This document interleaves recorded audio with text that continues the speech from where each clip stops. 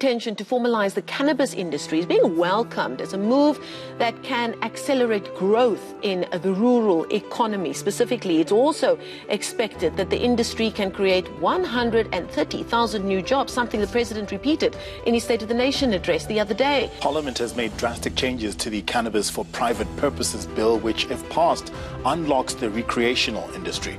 Government's cannabis master plan says the industry could be worth 28 billion rand. The amendment came as a last-minute surprise to many after submissions from the Department of Trade and Industry and the public participation process. This is what we've all been waiting for. It's so exciting. You know, I personally have been doing this for 2 years now, and I have, in my small little shop, created 9 jobs. So if I can do it as a woman in the Free State, in the tiny little town of Clarence, it's so exciting what everybody else can do now. Let's take a look at the legislation the way it was before. What kind of issues did it have, and how does this amendment remedy them? It was not based on the science, on the toxicity of the plant. It was based on hate. Now we are calling you that when you go to Parliament, you need to tell them what they need to do. First is to say the scheduling of cannabis into whatever schedule it is wrong. Why is it wrong? Cannabis is better compared, as we compare it to your cigarette, which you can buy it over the counter. But a Rastaman cannot have ganja in his church. The preamble, which presumes to prescribe amounts of regulated plants, it's already invading privacy. And when the state regulates the private realm and invades with the booted police coming in, you're using the wrong agency in this bill to regulate the plant. It's from a criminal justice system, and it is criminal, and it's not justice.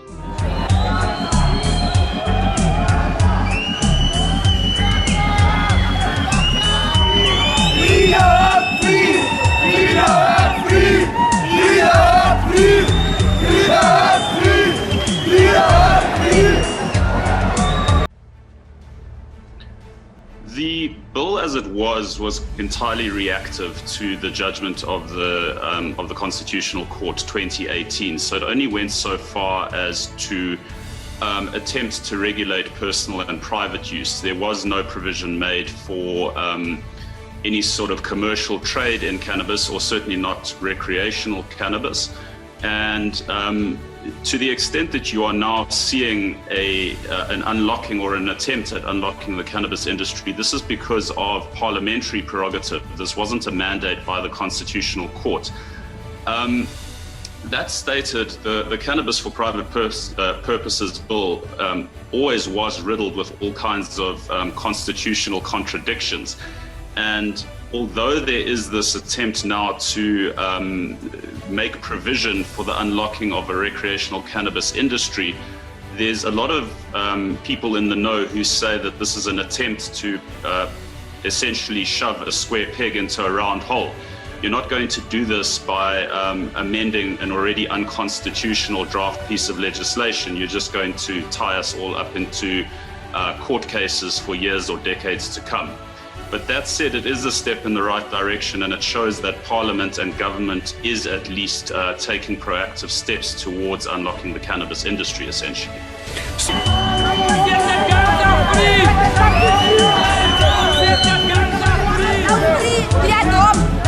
Make us free, but don't make us dumb. They say cannabis is psychoactive. Ask them what is the opposite of psychoactive, which will basically be psycho-passive. Hey, number, drunk, useless, stupid. So I'm asking you that why do you have a problem with a plant that makes people psychologically active, which means they can function better? So that we start to begin to discuss this from a medical point of view. It's really mind-blowing how often now one sees a cannabis-related business. I mean, it was just in 2018 when the Constitutional Court decriminalized the personal use of cannabis. That's 2018. Your business started a year later, but not only that, you're seeing brick-and-mortar stores everywhere in and around Johannesburg, in cities, in towns across the country. You're seeing the word CBD on shelves of everyday products, on teas, on lotions, on ice cream. I even came across it the other day. How does a business person like you approach that? Because it also means a lot of it is sort of unwritten. A lot of it is a blank canvas. You're kind of moving along just as the laws are changing and ever changing and loosening up. So you can't really prepare for what's to come or what you've been through already. It must be difficult, but also exciting all at the same time. I'm deeply passionate about what cannabis and hemp can do for our population and for our planet. Cannabis on the medicinal side, the benefits are completely mind-blowing. And then if we look at industrial hemp and its opportunity to move us towards the United Nations Sustainable Development Goals. We now look at more than 35 states that are either completely regulated, completely legalized, or again in some form of decriminalization. I think the sadness is how long it's taken.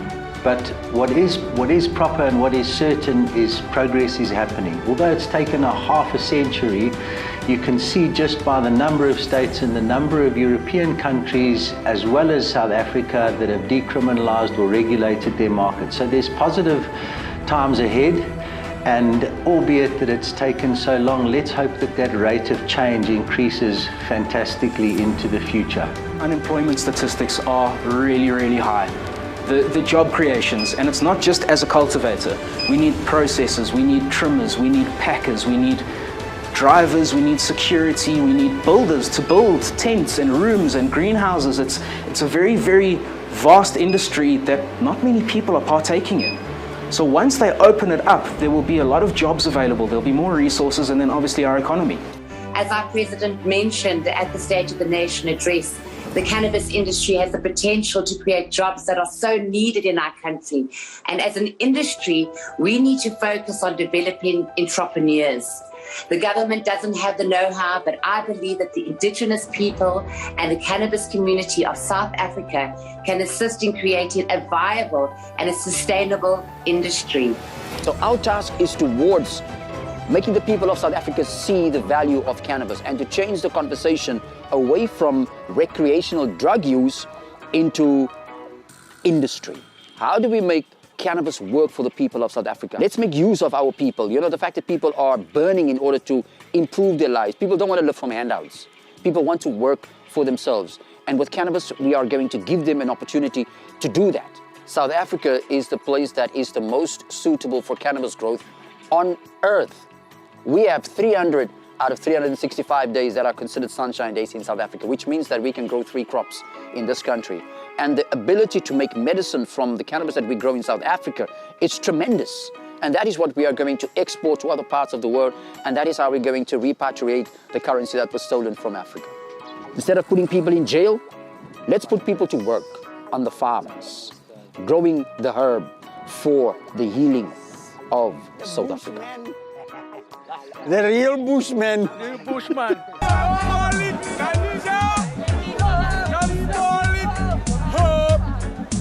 Some call it marijuana. Cannabis! Cannabis! Cannabis! Legalize! Legalize! What do you want? Cannabis! What do you want? Cannabis! Legalize! Legalize! What do you want? Cannabis! What do you want? Cannabis! But yeah, it's very nice to be here, and I'm really loving what you guys are doing. I always support it.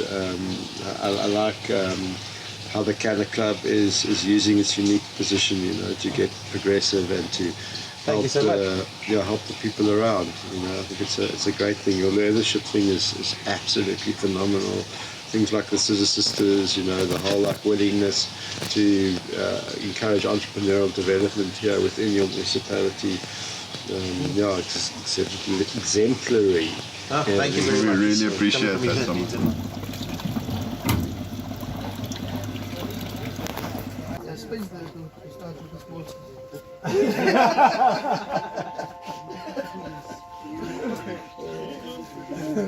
Come and visit you. Well, welcome to my room. Welcome to my room. Yeah, welcome to my room, guys. This is my room. Welcome. My favorite room. Let's see your favorite room. Yeah. Let's see your favorite We'll room. be all smiles when we get out of here, guys.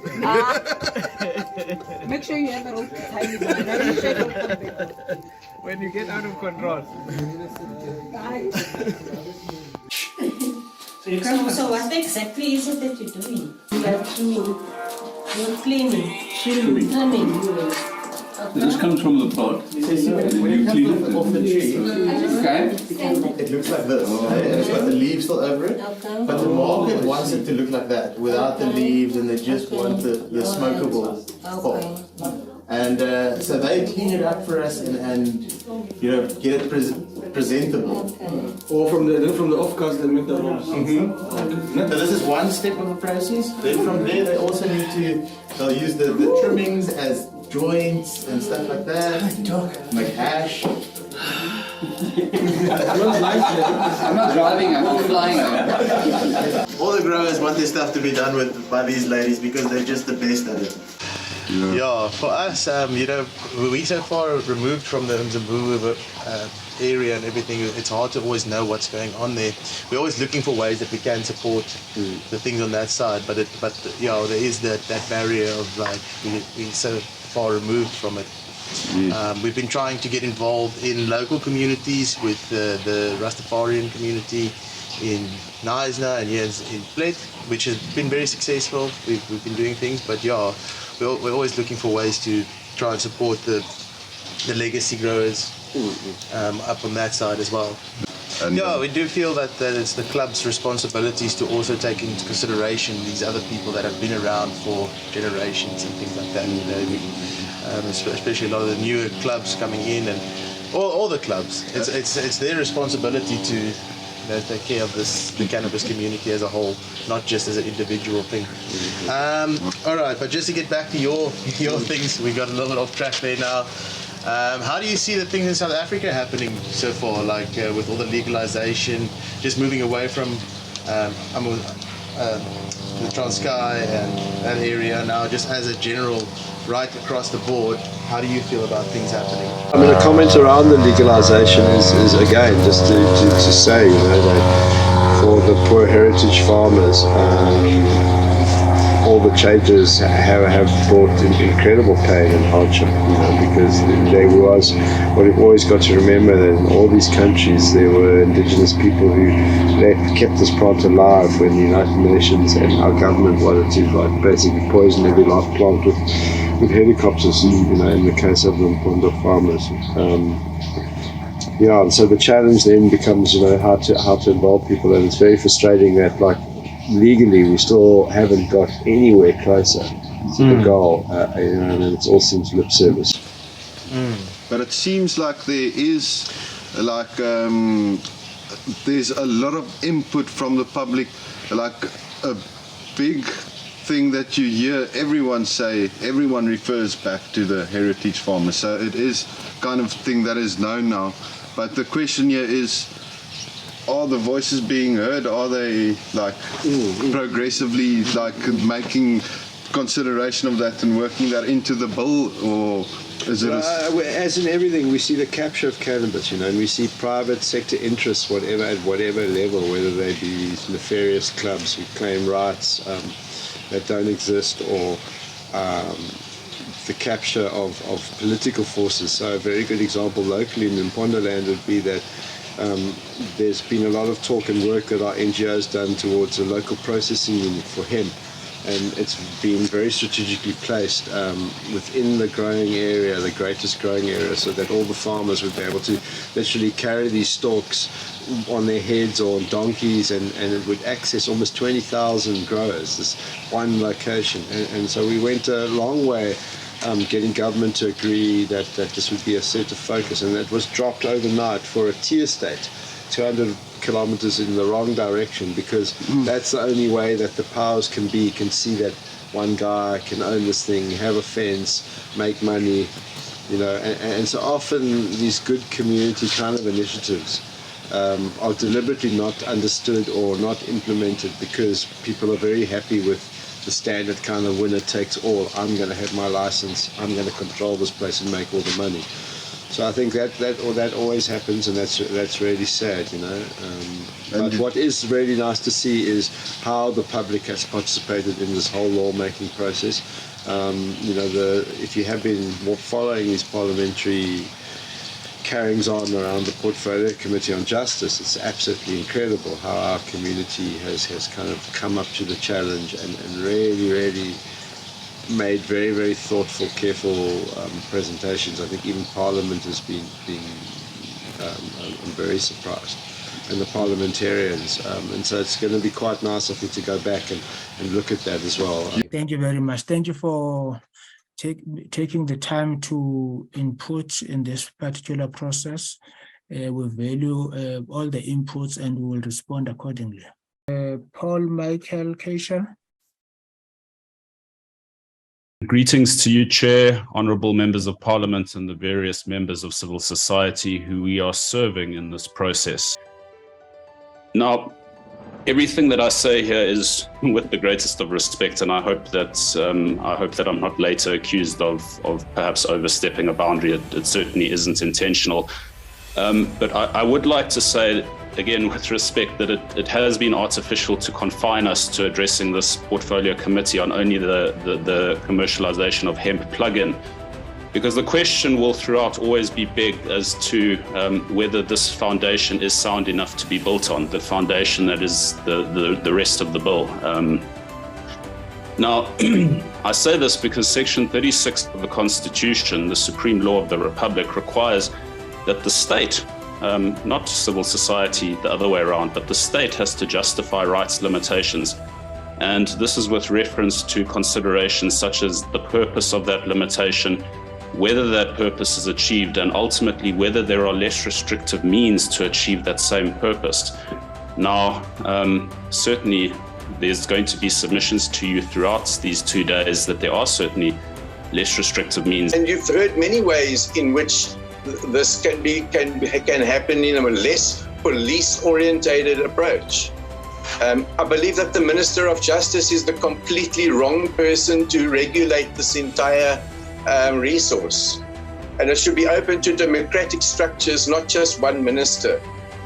As we're seeing, the comments submitted are very substantive from civil society, and in the purpose of the lawmaking process and why public participation is so critical is that those that are affected by legislation, they know how they will be affected because they have been affected for the last 100 years only that cannabis has been prohibited. We need the exemption also as Rastafarian community based on the past atrocities that our elders, even ourselves, like I'm in court even today because of the same thing. I must be a witness because someone was arrested for something that I didn't know if it's cannabis or hemp. So we need the exemption because of the reparation and the compensation that we demand. The United Nations and the conventions do not say that we have to have 0.2% or 1% for the plant to be considered hemp. It says very clearly the plant is industrial if we say it's for industrial purposes. So what the previous speakers have been saying, we regulate for the end purpose. If it's going to be used for industrial purposes, you do not regulate the plant in the ground. If regulations permitted the inclusion of land-raised cannabis and land-raised cannabis farmers have industrial hemp fiber production opportunity to dominate the global market. What I believe is that besides, Mr. Chair, to import a lot of things, we can do things by ourselves, especially down there in our rural areas. The products from hemp cultivation should be regulated within their sectors. Grains, in the grain sector, food and beverages, engineering, textile, traditional medicine. And that include those aspects of the plant for adult consumption, which I feel should be regulated like alcohol for now, which for us from the industry is actually a compromise because we know that we can prove less harm. But if we assume the same harm, I think we can, in the interim, because I reject the bill in its entirety, and I want to come up with a solution, urgently go and find within existing legislation those places where we can regulate the products of cannabis and regulate adult use cannabis for now, like we regulate alcohol, which will allow us the space to really go back to the drawing boards. And I understand the political and procedural restrictions and the timelines that we are faced with. But I would suggest that we go completely back to the drawing board, get some interim guidelines in place, scrap the plant off the Drugs and Drug Trafficking Act, and allow government and the private sector and everybody involved the space to create a cannabis for all purposes bill that we can compare with the quality of our constitution, which is something that we're really proud of all these years later. And we can honestly say out in the world that we have the best constitution in the world. Can we not use the time in the future, even if it's going to take 5 to 7 years, to come up with a best cannabis for all purposes act in the world? There is this rush to pass this bill within the next sitting. Chair, I would say, particularly in light of the most recent State of the Nation address by our Honourable President Ramaphosa, that we shouldn't be rushing anything. The deadline of the Constitutional Court has already passed. To avoid this bill being enacted and ending up being litigated for many years to come because it is potentially still unconstitutional and hasn't been drafted with a human rights lens and framework in place. Cannabis, as it stands in the field, actually contains very little, if any, THC in the plant. So if you go up to it and you pick off a bud and you put it in your mouth and you eat it, nothing is going to happen, right? It needs to go through a process, much like feedstock for alcohol. If you take grain or potatoes or whatever, it needs to be turned into alcohol, right? So the same, in a similar way, not exactly the same, but cannabis flower needs to go through a process called decarboxylation, right? Which makes it takes the tetrahydrocannabinolic acid, right? And it removes the acid part through decarboxylation and then makes it into an active compound that can then, have psychoactive and psychotropic effects. It's important to realize that the industrial, the Amapondo are using, as I mentioned, cannabis for industrial purposes. Their varieties of cannabis have more THC than 2% and more than 0.2%. So, and we said this in our written submissions, Chair, is this government genuinely trying to say that the Amapondo must destroy their ancient genetics that they have been the custodians of for hundreds of years? They are the holders of that indigenous knowledge.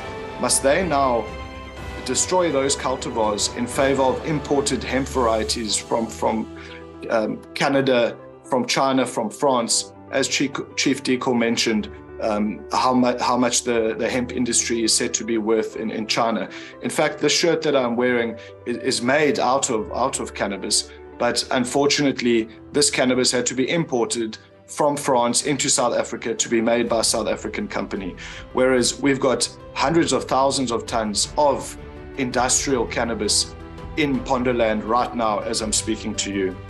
And that is, for that matter, recognized in the National Drug Master Plan 2019 to 2024, which says that the medicinal and social services of government ought to intervene to minimize the harms of drugs. And this ought not to remain a concern of the criminal justice system unless in the most extreme of circumstances. That said, we can see that matters such as hemp, commercialization of cannabis, and cultural accommodation seem to be capitulations by the Honourable Committee, but they are unprecedented statements of intention and do not, with respect, belong in legislation. If we do not get it right, then this will be tied up in court for many years to come. And that would achieve the opposite of what COSATU wants, which is to pass this through and get a regulated trade and system in relation to cannabis. So again, we have to ask ourselves, why not use the opportunity to get this right now with specific reference to Section 1A of the Constitution, which talks about the fact that we should be promoting human rights and freedoms, not rushing to limit them.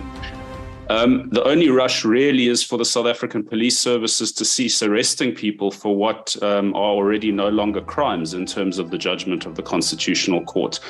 If that could happen, if there was an order by the executive or the such, or a memorandum that went out to the South African police services, the likes of which we've seen before, we could achieve that, and it would give everybody the breathing space to get this right the first time. I think that that is aiding in like developing the understanding of the entire situation regarding cannabis. Do you think they are finally starting to recognize where the flaws are in the bill? And because everyone's saying the same thing, I've noticed. Yes, but I think that also there's a real fear, and there's a fear now that this rushed bill where they're trying to basically push through a random amount of plants, and they keep getting warned by civil society that, listen, we are going to take you to court. You haven't consulted properly. It's been a very sort of random, ad hoc kind of sort of process where, we were all asked now to, for instance, just comment on the hemp side of the bill. And as Ricky Stone, our director, pointed out today, in Parliament, there's no reason why hemp should be finding hemp. Suddenly they put hemp into this privacy law, trying to make the law kind of, it's going to work for everything and everyone, and what we really just need is a new piece of legislation.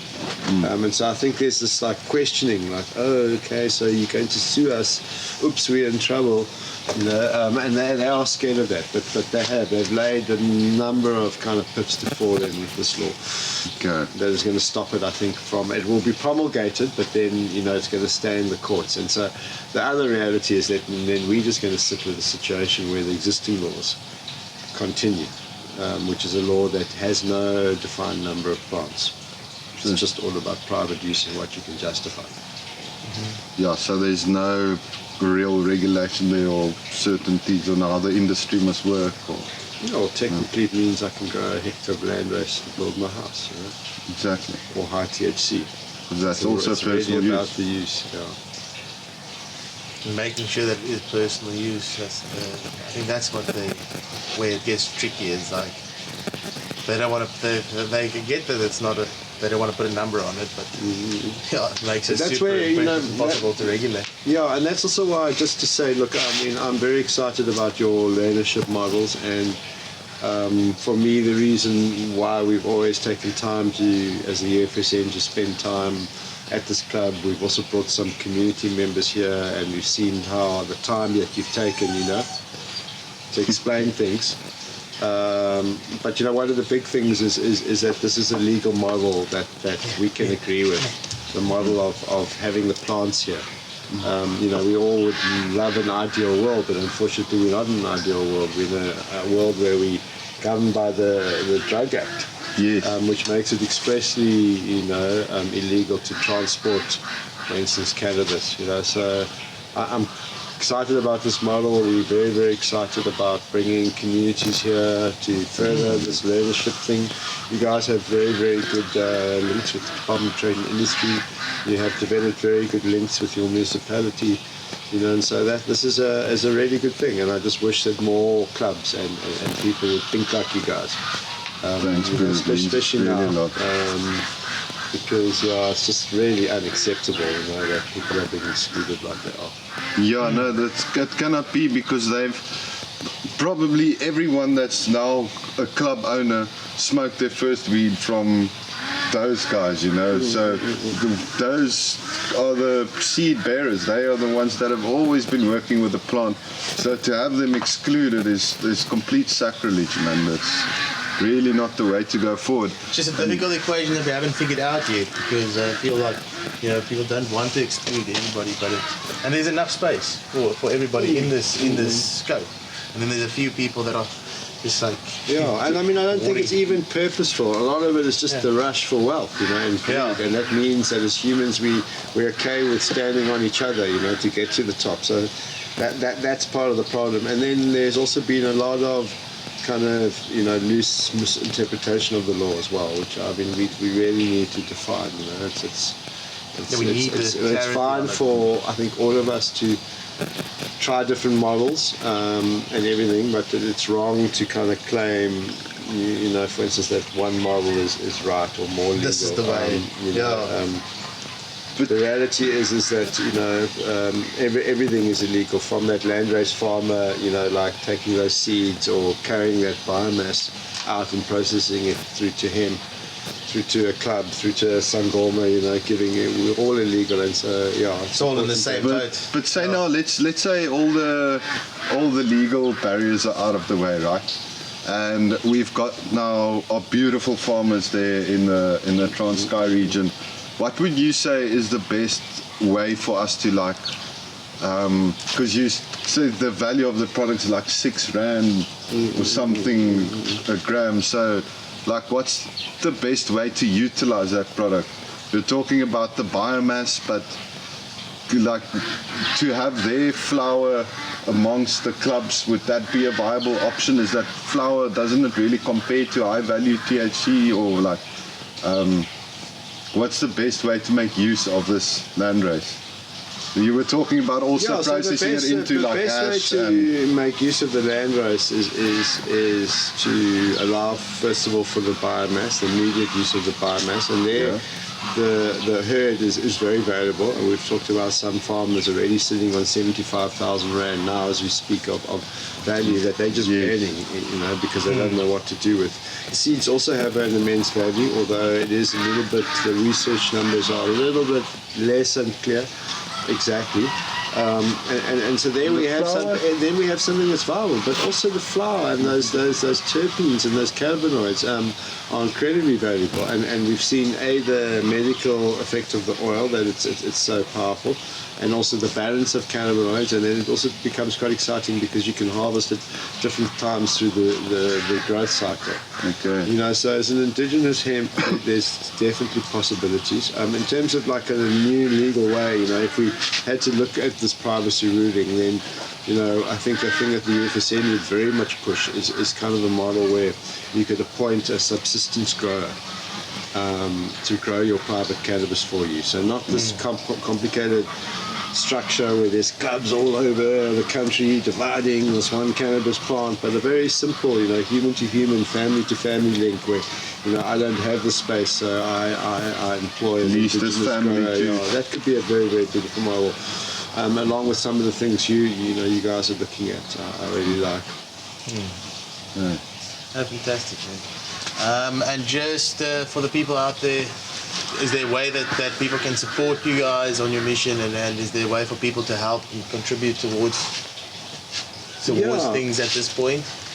I mean, this year we've had a flood relief fund, which we're finally now getting into gear, and we're basically getting a water tank and putting it at a church in the Mzububu at one of the villages that is hugely affected by the flooding. And we've also been very, very lucky as an NGO to be able to get some pumps that are solar pumps, very, very cheap, low-tech solution pumps. And so we would very much like, you know, if anyone wants to join that effort, they're welcome to come down. Quite a few people donated. I think there was almost like 14,000 rand that has been collected from various clubs and groups along the way. And so that flood relief fund is administrated by a few groups, and that would be a nice thing that people can do to support. Yeah. No.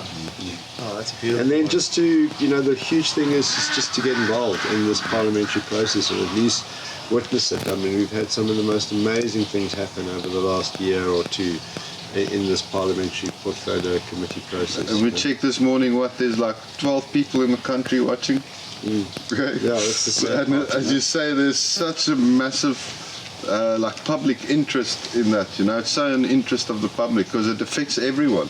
Yeah, it affects everybody, and people want you to give and these laws that we're dealing with are going to affect our children's children. You know, and whatever law is created around cannabis is going to have a legacy for a long time, and that's what actually motivates me a little bit to stay involved in Ponderland, because I could also be traveling around the world and doing all sorts of things, but it's just that knowledge that, like, it's now that we have. For all of us, the next year or 2 or 3 years is where the new laws are going to be developed. It's critical now, yeah. So it's a long thing. I mean, think of your children's children now. One day. This is a turning point, and it would really be like counter-progressive if we're still sitting with 1923 laws, like almost 100 years later, you know, that would not... Exactly. I could just see Harry's grandchildren one day. Wow, Granddad was the first. Not the first by a long shot. So you start this thing called a social club. No, that's the thing. It's like, it's not our model. It's an international model which already exists, you know. But yeah, you're right. You have to think in those kind of lines. It's at a turning point now that will affect the rest of time, you know. Yeah. And what I must say, I must give credit to the work you guys do, is, as I've said, like, it stretches a far way because a lot of people are becoming very aware of the situation in ripple effect, and in the you guys are bringing that awareness there the whole time, you know. Because it's a conversation point everywhere, you know. Like, everyone talks about this is a big problem, you know, this community is being excluded. So the work you guys are doing, really, it's being heard, and now it's like, that's the beauty of the cannabis community. We all have to kind of work together to cater for solutions, because together we can... There's always someone, this one can come up with this idea, this one can come up with that idea, so we work together as a community. No, awesome. Thank you so much for your time. There's just one thing that we always ask people to do, and that's just a positive message for all the people that are listening and everyone that tunes into this thing. If there's any positive words you would like to put out there. Here comes a positive. Yeah, I mean, I think get involved, guys. Get involved in what's happening with Parliament, with legislation, understand the laws. That's not a positive message, hey? That is positive. That's advice. That's on fire. Smoke more landrace dab. Help the landrace farmers. Yeah, good way. No, but yeah, thank you guys. Thank you for the work you guys are doing, and it's always lovely to come through this beautiful part of the world. Oh, thank you, man. We appreciate that so much. And thank you for all the work you've been doing for years, you know. Which affects, like, entire communities, you know, people that are very important to this country. No, it's crucial, absolutely crucial. Yeah, maximum so respect to you, dude. Thank you. Nice dab, by the way. Yeah! Anything else you would like to add there? No, that's cool, bro. I think that is the great message at the end there. Yeah. Happy days. Yeah, that's cool. Stuck. Oh, thanks, guys. Yeah, thanks, appreciate Simon. it. That's really appreciate it.